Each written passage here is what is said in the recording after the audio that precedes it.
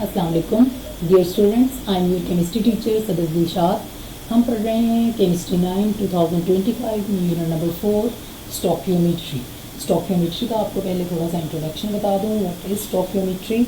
Stoichiometry is an important concept in chemistry which helps us to calculate the amount of reactants and products by using a balanced chemical equation. It is based on law of conservation of mass, which states that matter can neither be created nor destroyed. What does this mean? Means total mass of all the reactants must be equal to the total mass of all the products. तो stoichiometry को थोड़ा सा आपको बता दूं कि stoichiometry में हमने दो चीज़ों को ज़हन में रखना होता है। नंबर 1 के वो केमिकल रिएक्शन जिसको हम पढ़ रहे हैं, it should be balanced chemical equation. Second number पे it should obey the law of conservation of mass. इसका क्या मतलब है? Law of conservation of mass इसका मतलब है कि जितना हम रिएक्टेंट का मास ले रहे हैं यानी उसके हम मैसेज ले रहे हैं उतने ही प्रोडक्ट के हमारे मैसेज होने चाहिए। तो ये दो चीज़ें स्टोकियोमेट्री को पढ़ते हुए हमने ज़हन में रखनी है। अब हम चलते हैं आज के टॉपिक की तरफ जो कि है chemical formula of binary ionic compound. आज हम देखेंगे कि हम किसी भी बाइनरी आयनिक कंपाउंड उनके केमिकल फार्मूला किस तरह से लिखते हैं। तो चलिए देखते हैं। इसमें मैं आपको स्टेप बाय स्टेप गाइड करूँगी कि बाइनरी आयनिक कंपाउंड्स के जब फार्मूला हमने लिखने हैं तो हमने किन चीज़ों को ज़हन में रखना है। पहले बाइनरी आयनिक कंपाउंड्स को देख लें कि वो क्या होते हैं। शुरू से जब हम पढ़ रहे हैं, पिछला प्रीवियस केमिकल बॉन्डिंग भी पढ़ा, वहाँ पे हमने एक बॉन्डिंग पढ़ी थी आयनिक बॉन्डिंग। तो आयनिक बॉन्डिंग आयंस के कॉम्बिनेशन से बनती है क्योंकि यहाँ पर दो आयंस होते हैं पॉजिटिव और नेगेटिव, इसलिए हम आयनिक कंपाउंड्स को बाइनरी आयनिक कंपाउंड्स भी कहते हैं। तो उन्हीं बाइनरी आयनिक कंपाउंड्स को जिसको हम आयनिक कंपाउंड्स कहते हैं उनके जो केमिकल फार्मूला है उसको हमने फार्मूला यूनिट कहा था। यानी आज हम देखेंगे कि हम आयनिक कंपाउंड्स के फार्मूला यूनिट को लिखने का हमारे पास क्या तरीकाकार है, कैसे हम इनके लिखते हैं। तो चलिए मैं आपको बताती हूँ। सबसे पहले जो चीज़ हमने ज़हन में रखनी है किसी भी आयनिक कंपाउंड का फार्मूला लिखते वक्त वो ये देखना है कि हमने उस कंपाउंड में कौन से कैटाइन और एनाइन प्रेजेंट हैं और उन कैटाइन और एनाइन को उनके चार्जेस के साथ हमने नोटिस करना है। सबसे पहले हम देखेंगे कि आयंस, दो तरह के आयंस, पॉजिटिव आयन और नेगेटिव आयन। और ये फॉर्मूला लिखते वक्त हमारे पास ये तरीकाकार होता है कि हमने कैटाइन को पहले लिखना होता है और उसी के साथ उसके बाद एनाइन को लिखना है।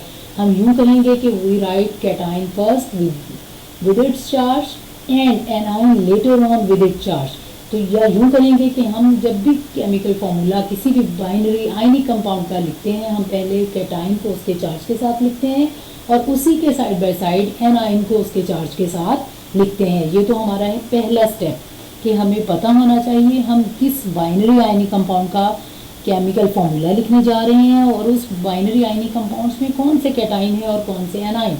दूसरे नंबर पे हमें ये पता होना चाहिए उस कैटाइन और उस एनाइन की सिंबल क्या है।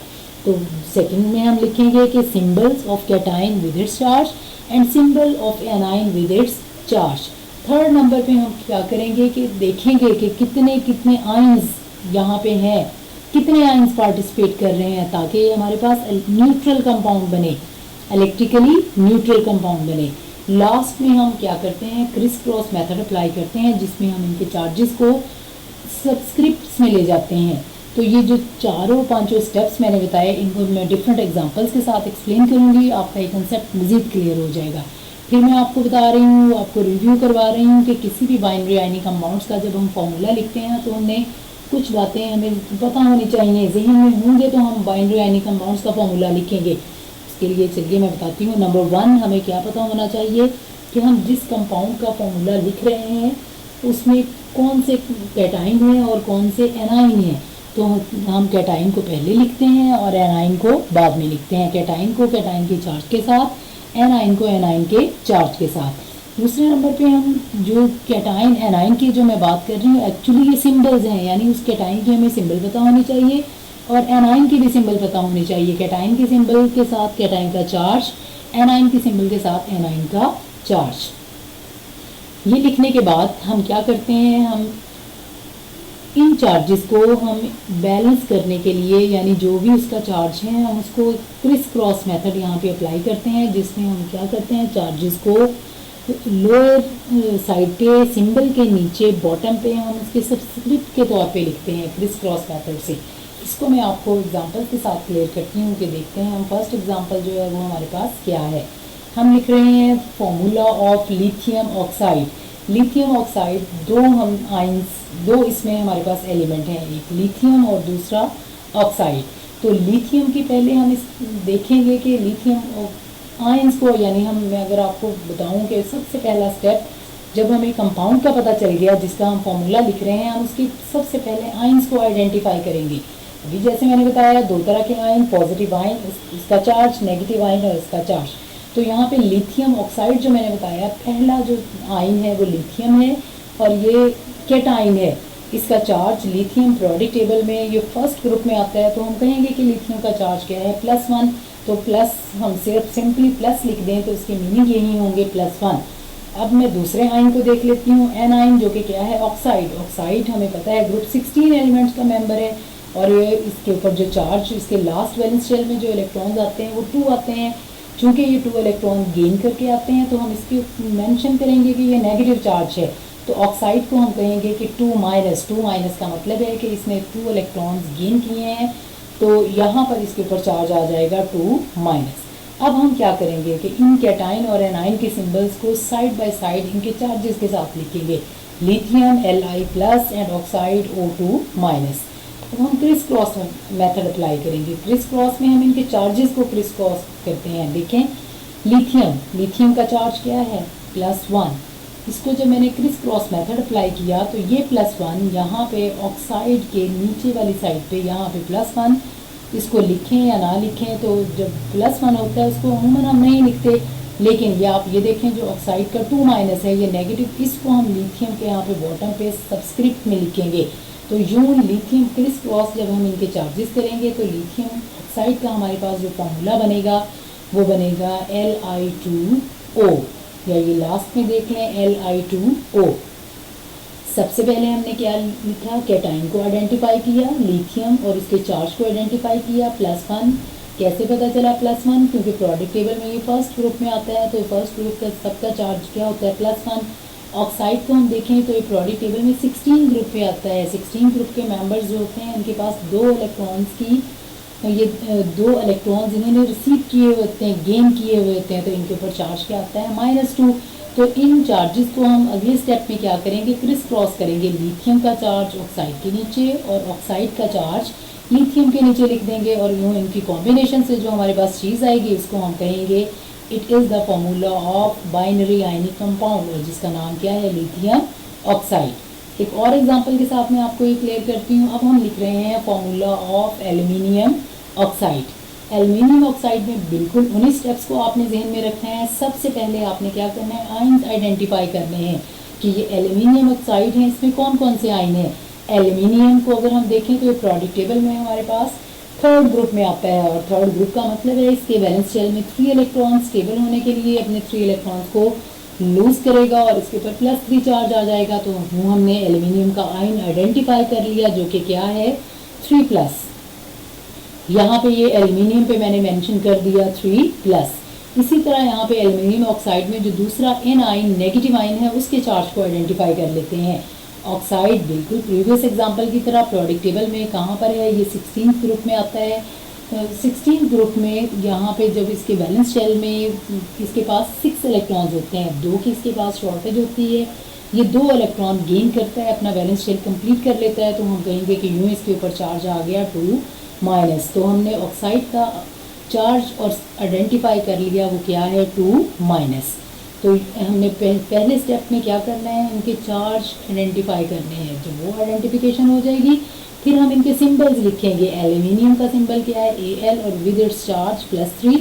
ऑक्साइड का सिंबल क्या है O और इसका चार्ज क्या है 2-। अब हम क्या करेंगे, इन चार्जेस को क्रिस क्रॉस करेंगे। ये देखें यहाँ पे ये मैंने क्रिस क्रॉस शो किया है कि 3+, O के नीचे यहाँ पे सबस्क्रिप्ट में लिखेंगे और O का जो चार्ज है वो Al के नीचे सबस्क्रिप्ट में लिखेंगे। इस तरह से Al जब ऑक्साइड के चार्ज को ले लेता है तो ये Al2 बन जाता है, और ऑक्साइड जब 3+ को ले लेता है तो ये बन जाता है। यहाँ पे हमने साइंस को मेंशन नहीं करना, प्लस और माइनस को मेंशन नहीं करना, हम सिर्फ नंबर लिखेंगे 2 और 3। तो एल्यूमिनियम ऑक्साइड का फॉर्मूला हमारे पास बनेगा Al2O3। ये इसका फॉर्मूला हो गया। फिर स्टेप्स को देख लें। सबसे पहले हमने क्या मेंशन करना है, आइडेंटिफाई करने हैं चार्जेस के प्रोडक्ट टेबल में ये कौन से ग्रुप हैं, ये किस ग्रुप में फॉल करते हैं, उनके ऊपर चार्ज हमने कैसे देखना है, और एल्यूमिनियम का और ऑक्सीजन का आइडेंटिफाई कर लिया। फिर हम इनके सिंबल्स लिखेंगे, एल्यूमिनियम Al, और उसके ऊपर सबस्क्रिप्ट में सुपरस्क्रिप्ट में हम इसका चार्ज मेंशन कर देंगे। ऑक्साइड के सुपरस्क्रिप्ट में हम ऑक्साइड का चार्ज लिख देंगे। फिर उसके बाद हम इन चार्जेस को क्रिस क्रॉस करेंगे। क्रिस क्रॉस करने से जो हमारे पास रिजल्टेंट चीज़ बनेगी वो है Al2O3 and this is the formula of aluminium oxide. अब हम एक और एग्जांपल, थर्ड एग्जांपल ले लेते हैं, वो है write down the chemical formula of magnesium nitride. तो वही स्टेप्स हमने उन्हीं को जहन में रखना है। सबसे पहले हमने क्या करना है, identify ions and their charges. तो यहाँ पे हम देखते हैं मैग्नीशियम Mg, यहाँ मैंने +2 ये इसका आइडेंटिफाई किया है। सिंबल तो मैग्नीशियम की Mg है और इसका चार्ज क्या है +2। चार्ज हमने कैसे आइडेंटिफाई किया कि अगर हम मैग्नीशियम की प्रोडक्ट टेबल में पोजीशन पर नोट करें तो ये ग्रुप 2 में आते हैं। तो हमें पता है कि ग्रुप 2 के जितने भी मेंबर्स हैं वो सब उनके वैलेंस शेल में 2 इलेक्ट्रॉन्स होते हैं।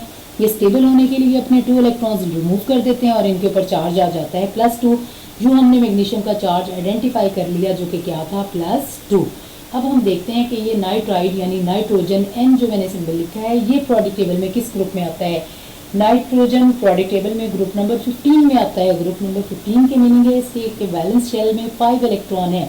इसको स्टेबल होने के लिए 8 इलेक्ट्रॉन चाहिए। तो ये क्या करेगा, ये 3 इलेक्ट्रॉन गेन करेगा कहीं से, और गेन करने से हमें पता है चार्ज इस एलिमेंट पर क्या आ जाता है, नेगेटिव। यूँ इस नाइट्रोजन ने जब 3 इलेक्ट्रॉन्स गेन कर लिए तो ये बन गया नाइट्राइड और इसका चार्ज बन गया 3-। तो यहाँ हमने नाइट्रोजन को उसकी सिंबल और उसके चार्ज के साथ, यानी ये वाला नाइट्राइड है, इसका हमने सिंबल भी आइडेंटिफाई कर ली और इसका चार्ज भी आइडेंटिफाई कर लिया। अब हम क्या करेंगे, इन दोनों सिंबल्स को साइड बाय साइड लिखेंगे, यानी मैग्नीशियम इसका चार्ज +2 और सिमिलरली नाइट्राइड इसका चार्ज 3-। अब हम इन चार्जेस को क्रिस क्रॉस करेंगे। ये देखें, ये साइड पे मैंने क्रिस क्रॉस दिखाया हुआ है कि 2+ आ जाएगा यहाँ पे। ये मैग्नीशियम का 2+ इधर नीचे आ गया नाइट्राइड के पास, और इस नाइट्राइड का 3- मैग्नीशियम के नीचे आ गया। और इसको हम लिखते कहाँ पे हैं, इसको हम सबस्क्रिप्ट में लिखते हैं। और जो इसका ये प्लस और ये माइनस ये हमने यहीं पे छोड़ देना है। यहाँ पे सिर्फ हमने नंबर लेना है 3 और 2। इनकी कॉम्बिनेशन से ये बनेगा हमारे पास Mg3N2। यूँ हम कहेंगे कि मैग्नीशियम नाइट्राइड, इसका हमारे पास जो केमिकल फार्मूला आया है वो है Mg3N2। नेक्स्ट हम देख लेते हैं, ये आपकी बुक में यहाँ पे पेज नंबर 55 पे एक चार्ट दिया हुआ है, atoms and their cations and anions. ये आपने पूरा का पूरा टेबल अच्छी तरह से याद कर लेना है। मैं आपको रीड करके बता देती हूँ। देखें यहाँ पे हमारे पास एटम कौन सा है, atoms and their cations with charges, atoms and their anions with charges. तो हाइड्रोजन इसका चार्ज हाइड्रोजन H+1। ये आपने यहाँ से ये जितने भी मैंने आपको आइंस बताए ये आपने टेबल याद कर लेना है। फिर जब भी आपसे पूछा जाएगा तो आपको थोड़ा सा आइडिया भी होना चाहिए कि जो फर्स्ट ग्रुप के एलिमेंट्स हैं उनके ऊपर +1 चार्ज होता है। तो हम ये कहेंगे कि हाइड्रोजन ग्रुप 1 में आ रहा है, नाइट्रोजन ये सोडियम नेट्रियम Na ये ग्रुप 1 में आ रहा है, लिथियम ये ग्रुप 1 में आ रहा है, पोटेशियम ये K की बात कर रही हूँ। पोटेशियम का सिंबल केलियम से ये निकला है। केलियम लैटिन वर्ड है जिसका फर्स्ट लेटर K है। तो इन सारों के ऊपर ये जितने ये मैंने 3-4 मेंशन किए हैं यहाँ पे, H+1, Na+1, lithium +1, potassium K+1, ये सब फर्स्ट ग्रुप के मेंबर्स हैं। तो फर्स्ट ग्रुप का मतलब क्या है कि इन सब के वैलेंस शेल में 1 इलेक्ट्रॉन है। जब अपना ये स्टेबल होने के लिए 1 इलेक्ट्रॉन रिमूव करते हैं सब पर +1 चार्ज आ जाता है। यूँ इनकी सिंबल और चार्ज यहाँ पे हमने देख ली। अब मैं मैग्नीशियम आपको यहाँ पे Mg ये सेकेंड ग्रुप में आता है। कहाँ से हमें पता चला, क्योंकि इसके ऊपर 2+ चार्ज है। तो ये सेकेंड ग्रुप का मेंबर है जिसके वैलेंस शेल में 2 इलेक्ट्रॉन्स हैं। अपने स्टेबल होने के लिए ये 2 इलेक्ट्रॉन्स रिमूव कर देगा।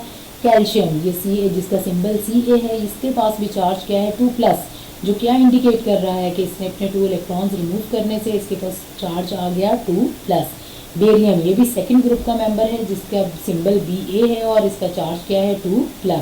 इसी तरह से जिंक Zn ये भी सेकेंड ग्रुप का मेंबर है, 2+ चार्ज आता है। एल्यूमिनियम के यहाँ Al एल्यूमिनियम के ऊपर का सिंबल क्या है Al और चार्ज इसका क्या है 3+। ये 3+ ये बता रहा है कि एल्यूमिनियम प्रोडक्ट टेबल में 13 ग्रुप में आता है। 13 ग्रुप के वैलेंस शेल में 3 इलेक्ट्रॉन्स होते हैं। स्टेबल होने के लिए इन्होंने अपने 8 इलेक्ट्रॉन्स या तो ये 5 गेन करेंगे या ये 3 रिमूव करेंगे, तो ये 3 रिमूव करके इनके इसके ऊपर चार्ज आ जाता है 3+। यहाँ एनाइन, ये तो सब थी एग्जाम्पल्स कैटाइन की, सब हमें पता है कि कैटाइन्स वो होते हैं जिनके ऊपर प्लस चार्ज होता है, 1 भी हो सकता है, 2 भी हो सकता है, 3 भी हो सकता है। तो अब हम एनाइंस की कुछ एग्जांपल देख लेते हैं। फर्स्ट एग्जांपल हमारे पास ऑक्सीजन एटम है।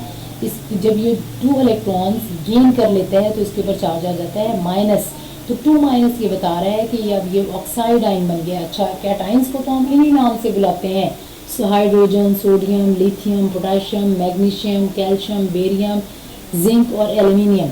लेकिन एनाइन की आपने ये बात जहन में रखनी है कि जब एनाइन बन जाते हैं, यानी ऑक्सीजन एटम जब 2 इलेक्ट्रॉन गेन करके एनाइन बन गया, तो अब हम क्या करेंगे, ऑक्सीजन के लास्ट में आखिरी 3 वर्ड OXYGEN को ख़त्म करके हम IDE बना लिख देंगे। तो ऑक्सीजन से बनेगा ऑक्साइड, नाइट्रोजन से बनेगा नाइट्राइड, क्लोरीन से बनेगा क्लोराइड, ब्रोमीन से बनेगा ब्रोमाइड, आयोडीन से बनेगा आयोडाइड।